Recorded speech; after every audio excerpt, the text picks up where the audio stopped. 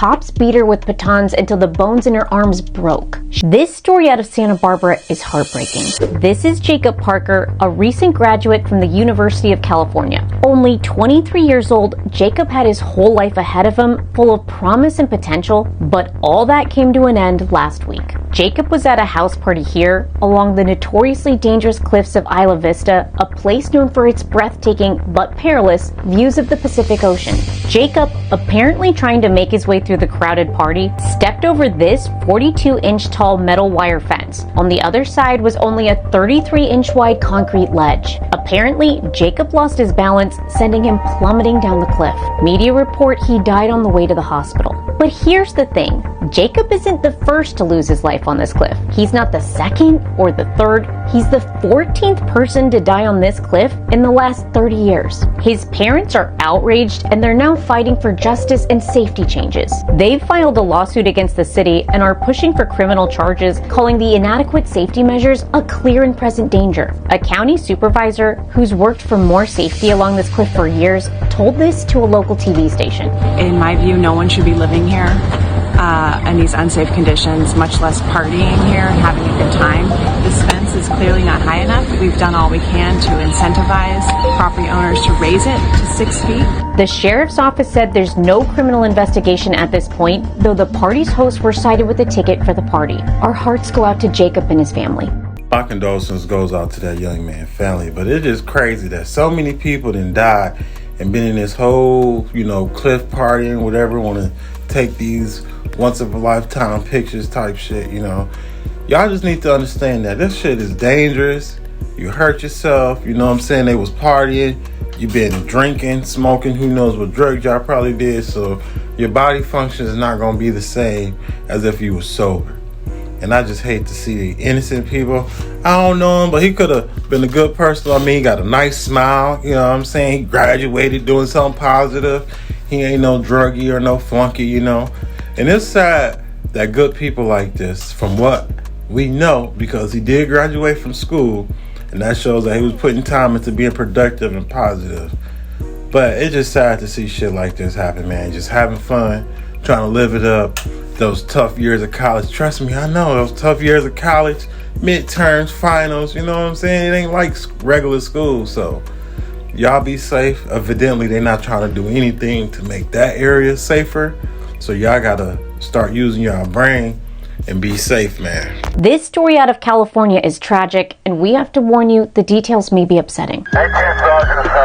This is Bryn, a 32-year-old audiologist from Thousand Oaks, California. She'd been dating this man, Chad, and one night they were at his place when he encouraged her to smoke weed with him. He was reportedly a heavy user and smoked, quote, the best, strongest strains he could find. Then, what started as a casual night on the balcony spiraled into unimaginable horror.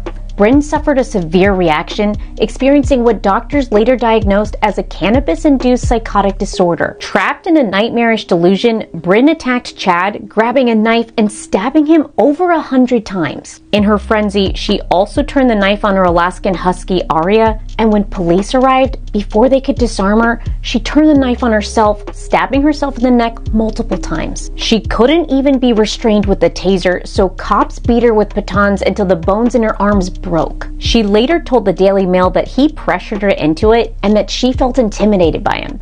He was allegedly physically aggressive at times, and she says they're really both to blame for what happened. She was ultimately found guilty of involuntary manslaughter, but received what critics called a slap on the wrist. No jail time, 2 years of probation, and 100 hours of community service. The judge ruled that Bryn was not in control of her actions, a decision that sparked outrage and debate nationwide. According to researchers, marijuana use can indeed trigger severe psychotic reactions in rare cases, yet public awareness is low. This tragic incident highlights the urgent need for better education and regulations around the use of substances that, while often seen as harmless, can have devastating effects. Critics point out that intimate partner domestic violence often escalates from coercion and control, a pattern that may have contributed to this tragic outcome. Dang, my condolences goes out to that man's family. And, I hope he wasn't one of them aggressive domestic abuse types, but as we heard, that's exactly who his character was, and you should never pressure somebody into doing something. Now, you can ask them, tell them, whatever, this is what I do, would you like to try, or whatever, and it's up to them if they want to. But the abuse or peer pressure can cause things like this, because she probably deep down inside knew. She never experienced this before because she was afraid of how her mind and body might handle it.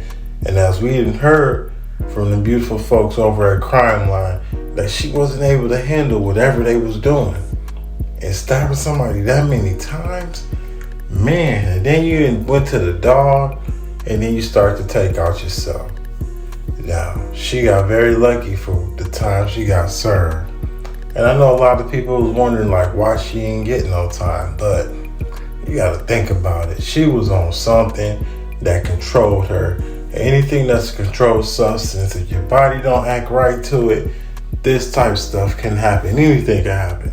She had a reaction to it. So let this be a message or a warning to y'all out there.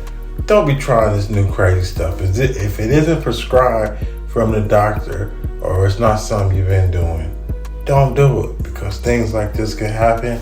Tragic, crazy, unthinkable situations occur.